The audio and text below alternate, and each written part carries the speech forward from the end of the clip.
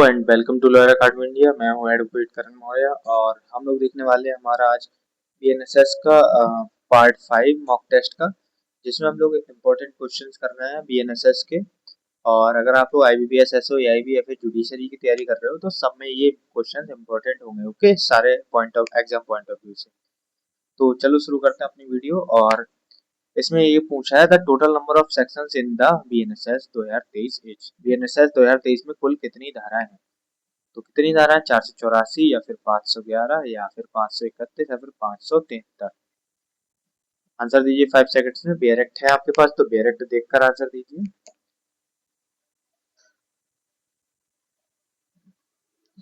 Okay, तो देखते हैं इसका आंसर क्या है। हमारे बीएनएसएस में 531 धाराएं हैं। ओके, नेक्स्ट क्वेश्चन हमारा, under BNSS interim maintenance should as far as possible be disposed of within how many days of service of notice. BNSS के अंतर्गत अंतरिम भरण पोषण नोटिस की तामील के लिए कितने दिनों के भीतर यथासंभव निपटाया जाना चाहिए? 30 दिन, 60 दिन, 90 दिन या फिर 120 दिन। आंसर दीजिए मेरा 5 सेकंड्स में। और 25 में से आपने कितने आंसर करें ये बात आप लोग कमेंट में बताएंगे लास्ट में, तो वीडियो तक लास्ट तक जुड़े रहना ताकि सारे आप अटेम्प्ट करो क्वेश्चन और देख सको कि आप कितना अच्छे हो बीएनएसएस में। ओके, तो इसका आंसर हमारा 60 डेज होना चाहिए। ओके, नेक्स्ट क्वेश्चन हमारा, section 482 BNSS corresponds to which section of the old CrPC. BNSS की धारा 482 पुरानी सीआरपीसी की किस धारा से समान है? तो बताइए किस धारा से समान है। आंसर दीजिए 5 सेकंड में। और ये थोड़ा कंफ्यूजिंग क्वेश्चन लग सकता है बट है नहीं अगर ठीक से पढ़ोगे तो। ओके, आंसर देखें इसका। आई होप सबको पता हुआ। ये हमारा 438 से है, एंटीसिपेटरी बेल का प्रोविजन है इसमें। ओके, नेक्स्ट क्वेश्चन हमारा, which section of BNSS correspond to the saving of inherent powers of the high court। BNSS की कौन सी धारा उच्च न्यायालय के अंतर्निहित शक्तियों के परिरक्षण से संबंधित है जो पूर्व में सीआरपीसी थी? तो सेक्शन 483 या फिर सेक्शन 500 या सेक्शन 528 या फिर सेक्शन 531। 5 सेकंड से आपके पास आंसर कीजिए। और ये लिटिगेशन का भी इंपॉर्टेंट क्वेश्चन है, वैसे भी इंपॉर्टेंट है, तो इसको मिस मत करिएगा आप लोग। अगर सही से तैयारी कर रहे हो तो ठीक से ही तैयारी करना, ठीक है। नेक्स्ट, इसका आंसर देखते हैं हम लोग क्या है। ये है 528 में। ओके, नेक्स्ट क्वेश्चन हमारा, Priya is arrested by the police in connection with a criminal case. Under BNSS, a person arrested must be informed of।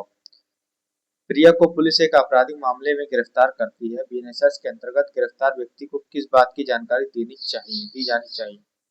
Only the arresting officer's name या फिर the full ground of arrest and the right to bail if the offence is punishable, या nothing until trial begins, या फिर only the FIR number। Answer दीजिए 5 seconds में इसका।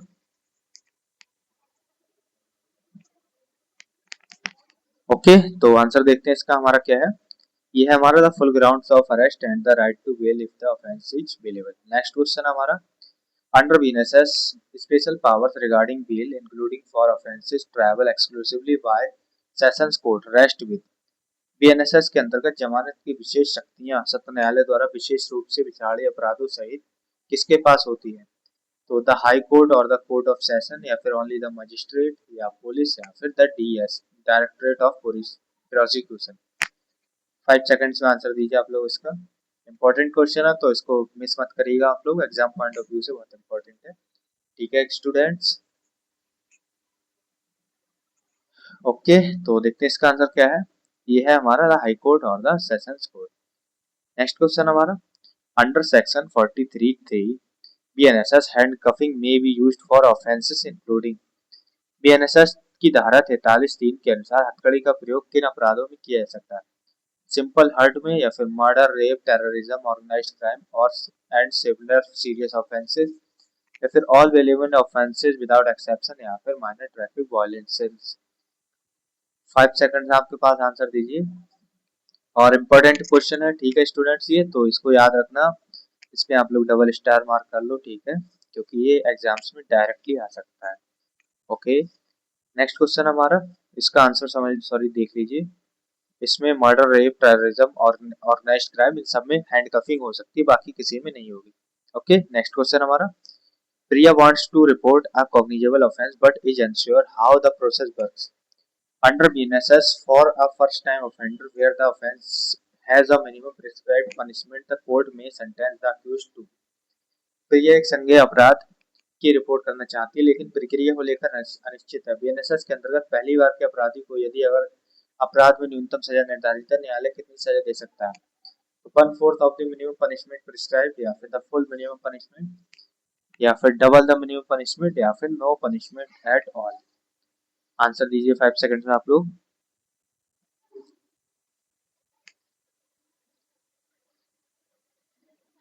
Okay, तो देखते हैं इसका आंसर क्या है। ये होगी 1/4 of the minimum punishment prescribe. ठीक है, ये याद रखना, ये लिटिगेशन से भी इंपॉर्टेंट है, अगर वकालत कर रहे हो आप तब भी। नेक्स्ट क्वेश्चन हमारा, in a case involving Meera the following situation arises under BNSS, disobedience of the order is treated similarly to disobedience of a lawfully promulgated order primarily aimed at preventing। Meera से जुड़े एक मामले में यह स्थिति उत्पन्न होती है, बीएनएसएस के अंतर्गत आदेश की अवहेलना होने पर उसे किस उसी तरह लिया जाता है जैसे विधिपूर्वक घोषित आदेश की अवज्ञा, जिसका मुख्य उद्देश्य क्या रोकना है, राइट एफरे और danger to human life, health और सेफ्टी, या फिर ओनली ट्रैफिक जैम्स, या फिर नॉइज पोल्यूशन, या फिर ओनली लिटरिंग। आंसर दीजिए 5 सेकंड्स में।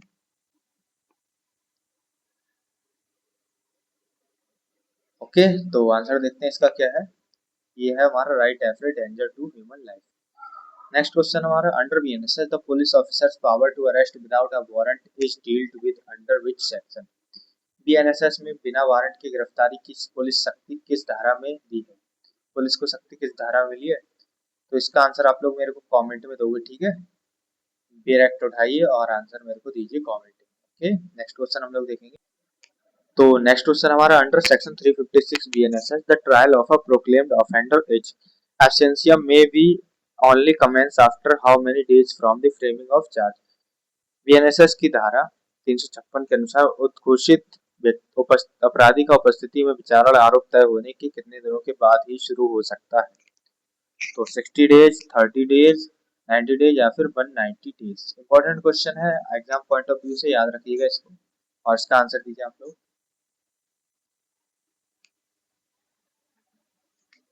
ओके, आई होप सबको पता होगा इसका आंसर। चलिए देखते हैं इसका आंसर, ये हमारा 90 डेज होगा। ओके, नेक्स्ट क्वेश्चन हमारा, Sunita an accused person wants to explore plea bargaining in their case under BNSS in plea bargaining disposal compensation to the victim is decided based on.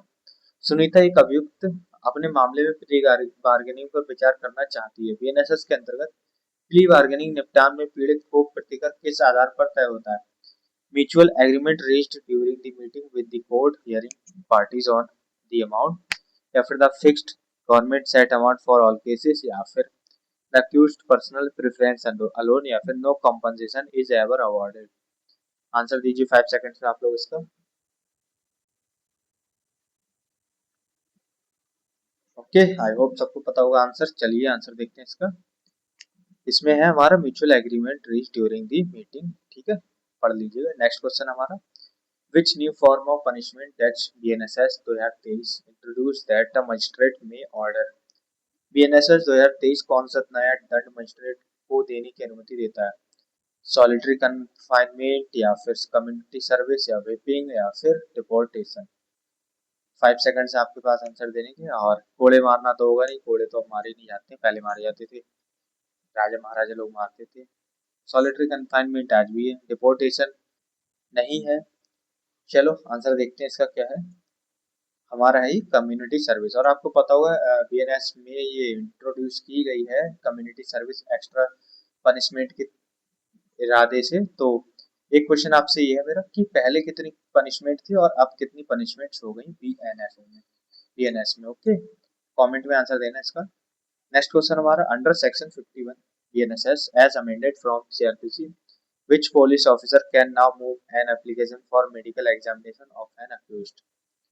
BNSS धारा 51 CrPC से संशोधित के अंतर्गत अब कौन सा पुलिस अधिकारी अभियुक्त की चिकित्सकीय जांच हेतु आवेदन कर सकता है? तो एनी पुलिस ऑफिसर, या फिर only a sub inspector as under old CrPC, या only the commissioner of police या फिर no officer, only the court. Answer दीजिए इसका 5 सेकंड्स में आप लोग।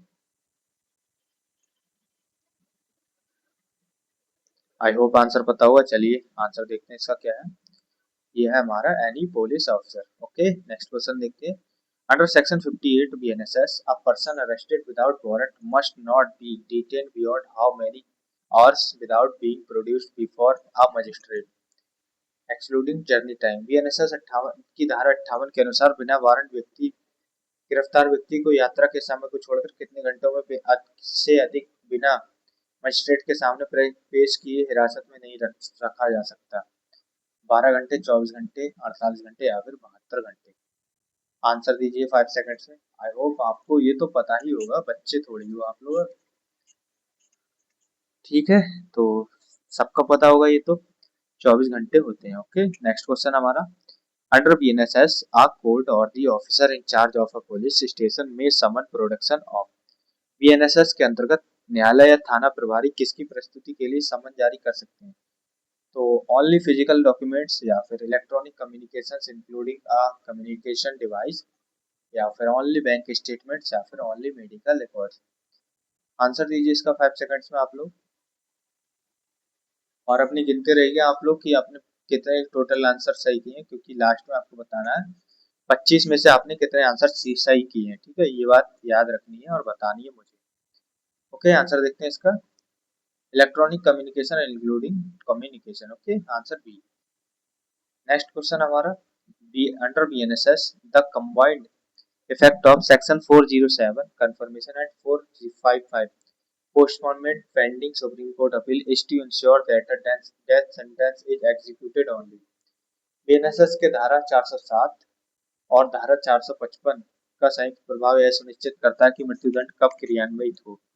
After all judicial review avenues have been exhausted, या फिर immediately after the trial court's verdict, या फिर before any appeal is filed, या only if the media approves। Answer दीजिए इसका 5 सेकंड में आप लोग। आई होप सबको पता होगा आंसर इसका। ओके तो देखते हैं इसका आंसर क्या है। जब और after all judicial review avenue have been exhausted. ठीक है, सारी सारी जो न्यायिक समीक्षा है वो खत्म हो जाए तब। नेक्स्ट क्वेश्चन हमारा। Under BNSS victims have the right to appeal against a court order that. BNSS के अंतर्गत पीड़ित को किस न्यायालय आदेश के विरुद्ध अपील का अधिकार है? तो a accused the accused convicts for a lesser offense or awards inadequate compensation, या फिर only orders that grant the death penalty, या फिर no order at all, victims cannot appeal, या फिर only orders passed by the high court। Answer दीजिए इसका 5 seconds में आप लोग। ओके चलिए आंसर देखते हैं इसका। ये हमारा acquits the accused convicts for a lesser offense or awards inadequate compensation। Okay next question हमारा। Under BNSS a summons case refers to a case। BNSS के अंतर्गत समन्स केस किस प्रकार का मामला होता है? Relating to any offence that is not a warrant case, या फिर पनिशेबल विद डेथ ओनली, या triable only by the high court, या फिर involving only civil disputes. 5 seconds है आपके पास आंसर देने के। आंसर दीजिए।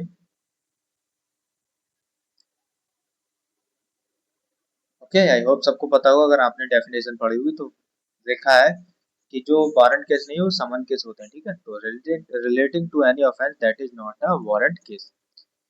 नेक्स्ट क्वेश्चन हमारा। Under section 293 BNSS, where the punishment is extended but has no minimum stipulation, a first time offender is plea bargaining in plea bargaining may be sentenced to। BNSS धारा 293 के अंतर्गत जहां सजा बढ़ाई जा सकती है परंतु कोई न्यूनतम सीमा नहीं है, वहां पहली बार के अपराधी को प्ली बार्गेनिंग में कितनी सजा मिल सकती है? तो 1/6 of the prescribed maximum penalty, या फिर द फुल मैक्सिमम पेनल्टी, या फिर 1/2 ऑफ द मैक्सिमम पेनल्टी, या फिर no punishment at all. Answer दीजिए इसका 5 सेकंड्स में आप लोग। आप लोग तो इंटेलिजेंट बच्चों, दे सकते हो आंसर। ओके तो देखते हैं इसका आंसर। तो 1/6 of the prescribed maximum penalty. Okay next question हमारा। Amit has been taken into police custody during an ongoing investigation। Under BNSS, the maximum period of police custody that a magistrate may authorize in whole or in part is। Amit को चल रही जांच के दौरान police हिरासत में लिया गया है। बीएनएसएस के अंतर्गत मजिस्ट्रेट कुल मिलाकर या भागों में अधिकतम कितने दिनों की पुलिस हिरासत की अनुमति दे सकता है? 7 डेज, 15 डेज, 30 डेज या फिर 60 डेज। इंपॉर्टेंट क्वेश्चन है, आंसर दीजिए इसका 5 सेकंड्स में आप लोग। इसमें लोग कंफ्यूज भी हो जाते हैं, चलो आज कंफ्यूजन ही दूर हो जाएगा। चलिए देखते हैं इसका आंसर क्या है। इसका आंसर है हमारा 15 डेज। ओके, नेक्स्ट क्वेश्चन हमारा, the chapter of BNSS dealing with submission of death sentence for confirmation is. BNSS का मृत्युदंड की पुष्टि हेतु प्रस्तुति से संबंधित अध्याय कौन सा है? चैप्टर 30, चैप्टर 10, चैप्टर 5 या फिर चैप्टर 1। आंसर दीजिए इसका 5 सेकंड्स में आप लोग। आई होप सबको पता होगा।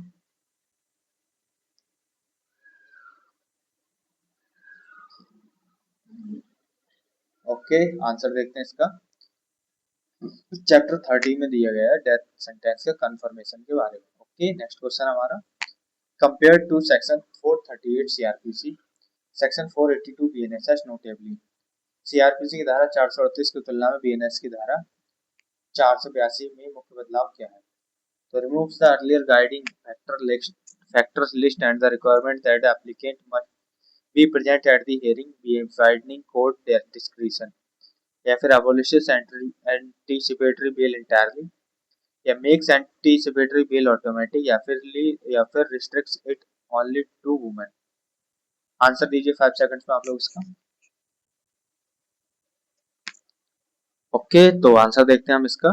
ये है हमारा रिमूव्स, जो अक्यूज है उसको अब प्रेजेंट होने की जरूरत नहीं है, एप्लीकेंट को प्रेजेंट होने की जरूरत नहीं है, बिना उसके प्रेजेंट हुए भी एंटीसिपेटरी बेल मिल सकती है। ओके, नेक्स्ट क्वेश्चन है हमारा, under BNSS a death sentence passed by a session जज can not be executed unless conformity by. BNSS के अंतर्गत सत्र न्यायाधीश द्वारा दिए गए मृत्यु दंड को कब तब तक क्रियान्वित नहीं किया जा सकता जब तक इसकी पुष्टि न हो? डिस्ट्रिक्ट मजिस्ट्रेट, या फिर हाई कोर्ट के द्वारा, या चीफ जुडिशियल मजिस्ट्रेट के द्वारा, या फिर सुप्रीम कोर्ट के द्वारा, सॉरी स्टेट गवर्नमेंट के द्वारा। ओके, तो आई होप सबको पता होगा इसका आंसर। ये है हमारे हाई कोर्ट साहब। ठीक है, हाई कोर्ट से परमिशन लेनी पड़ती है, कंफर्मेशन लेनी पड़ती है मृत्यु दंड के लिए।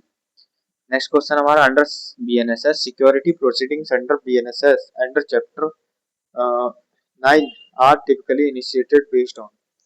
बीएनएसएस के अंतर्गत अध्याय 9 की प्रतिभूति कार्रवाई सामान्यतः किस आधार पर शुरू होती है? Information received by a magistrate about apprehended breach of peace, या फिर रैंडम सिलेक्शन ऑफ सिटीजंस, या फिर a civil property dispute on loan, या फिर a request from a foreign embassy. Answer दीजिए 5 सेकंड्स में आप लोग इसका।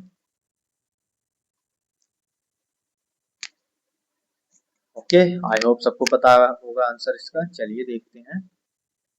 तो इसका आंसर है information received bye magistrate about apprehension breach of piece. Okay, ये चीज हमने पूछनी है। 25 में से आपके कितने आंसर सही हुए हैं ये बात आप बताएंगे, जो क्वेश्चन मैंने पूछे वो बताएंगे। बाकी वीडियो कैसी लगी बताना, और एक अनाउंसमेंट है जो देख लो। अगर आप लोग तैयारी कर रहे हो एआईबी जुडिशरी या फिर आईबीपीएस एसओ किसी की भी, तो नोट्स मिल जाए, ये बंडल हम लोगों ने बनाया है जिसमें आपको नोट्स मिल जाएंगे हिंदी इंग्लिश में। एमसीक्यूज हिंदी इंग्लिश के होंगे, और 20 मॉक टेस्ट मिलेंगे आईबीपीएस एसओ के लिए, 20 जुडिशरी और एआईबी के लिए। ओके, जस्ट 399 में है, तो ज्यादा प्राइस है नहीं। और आप ही लोगों के लिए बनाया गया है, तो क्यूआर आप स्कैन कर सकते हो या फिर इस नंबर पर पेमेंट करके स्क्रीनशॉट ले सकते हो। ठीक है, स्क्रीनशॉट मुझे भेज दोगे, 1 से 2 घंटे में आपको मटेरियल मिल जाएगा। ओके, बाकी मिलते हैं नेक्स्ट वीडियो में, तब तक के लिए जय हिंद।